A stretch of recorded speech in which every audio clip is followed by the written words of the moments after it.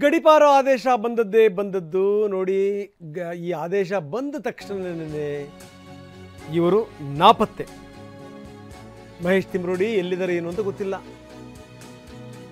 ಅಕ್ರಮ ಶಸ್ತ್ರಾಸ್ತ್ರದ ವಿಚಾರಕ್ಕೆ ಸಂಬಂಧಪಟ್ಟಂಗೆ ಎಲ್ಲಿ ನನ್ನ ಅರೆಸ್ಟ್ ಮಾಡಿಬಿಡ್ತಾರೋ ಅಂತ ಹೇಳಿ ಮಹೇಶ್ ತಿಮ್ರೋಡಿ ಎಸ್ಕೇಪ್ ಆಗಿದ್ದಾರೆ. ಪೊಲೀಸರೀಗ ಹುಡುಕಾಟ ಶುರು ಮಾಡಿದ್ದಾರೆ. ಬಂಧನದ ಭೀತಿ ಶುರುವಾಗ್ತಿದ್ದಂಗೆ ಆರೋಪಿ ತಲೆಮರೆಸ್ಕೊಂಡಿರೋದು.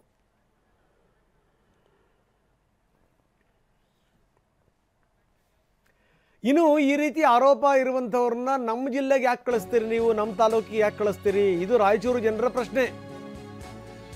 ಈ ಗಡಿಪಾರ ಆದೇಶಕ್ಕೆ ಸಂಬಂಧಪಟ್ಟಂಗೆ ರಾಯಚೂರಿನ ಜನ ಪ್ರತಿಭಟನೆ ಮಾಡ್ತಾ ಇದ್ದಾರೆ.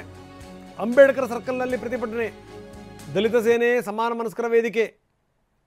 ಮಹೇಶ್ ಶೆಟ್ಟಿ ತಿಮ್ರೋಡಿ ಗಡಿಪಾರ ಇದೆಯಲ್ಲ, ಅದು ರಾಯಚೂರು ಜಿಲ್ಲೆಗೆ ಬೇಡ, ಯಾವುದಾದ್ರೂ ಕಾಡಿ ಕಳಿಸಿ, ಇದು ಸರ್ಕಾರಕ್ಕೆ ಮಾಡಿರುವಂಥ ಮನವಿ.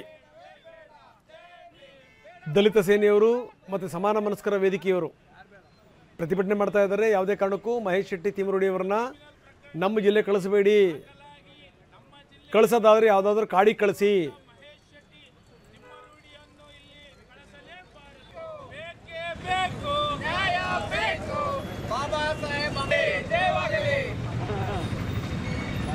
ಶಾಂತಿಯುತ ಜಿಲ್ಲೆಯಾದಂಥ ನಮ್ಮ ರಾಯಚೂರು ಜಿಲ್ಲೆಗೆ ತಿಮ್ಮಾರೋಡಿಯನ್ನು ಕಳಿಸಲೇಬೇಡ.